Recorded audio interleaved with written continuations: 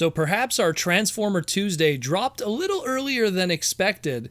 So we have here what looks like a Transformers Generation Selects WFC-GS27 Galvatron, aka, as we know him as, Galvatron 2 from the comic book interpretations, or alternatively, toy version Galvatron. Now, this is a character that's had a very, interesting and convoluted history. It really was born out of just Simon Furman trying to figure out a way to label the time-traveling Galvatron that existed in the UK versions of the Marvel comic books. And Galvatron 2 was born out of that. And then Japan really ran with it and used it as a way to explain all the mistakes that existed during that early Scramble City production art, which is back when Scramble City was being promoted and the Galvatron toy was being promoted and everything like that. It's like Japan didn't get the memo that Galvatron was going to be Megatron. They didn't know. A lot of different promotional material had those two characters standing next to each other in a lot of it, leading to a lot of speculation that people assumed that for the longest time they were intended to be two separate characters. Years later, ehobby was like, well, we're going to roll with that, and we're going to figure out a way to explain why those two are standing next to each other. And Galvatron 2, the time-traveling Galvatron, was born, which is a very common thing that we would see in the future in Transformers lore, whether it be the PlayStation game, whether it be the Netflix series that we see today, whether it be all the different comic interpretations, even that of the Dreamwave Armada comic book. And now we have this.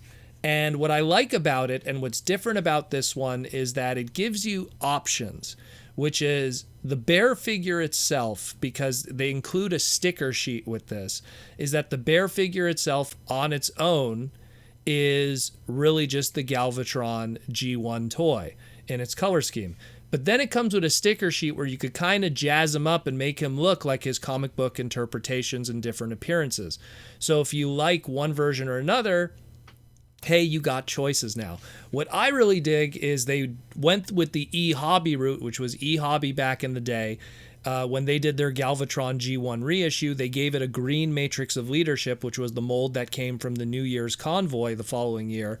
And that green matrix of leadership is a throwback to how the matrix of leadership, or the creation matrix, as it was called in the Marvel comic books, it was always kind of colored in a greenish hue and a greenish glow.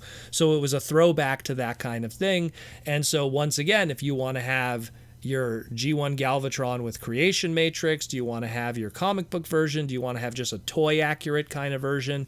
You have all these different options. And it's really, honestly, just me personally, I'm a little excited more about this color scheme than I am even the Kingdom one. I think it looks really good. Again, also it comes with the two little ships or guns that he came with before, so now you have the Revenge, but this time in black. I guess we're still waiting for our purple version at some point, maybe with the third repaint of this in lava colors. Who knows? We'll see. But I mean, I really like this a lot. I think it's really good. And I like that it gives people options. I like that people could kind of decide how they want to jazz this up in a lot of ways and make it look, toy accurate, comic book accurate. There's so me personally, I think I'm going to go with the color scheme and the stickers that'll make it look as much accurate as possible of that iconic piece of Studio Ox art where you have Ultra Magnus versus Galvatron fighting on top of Metroplex with Megatron and Optimus fighting in the background.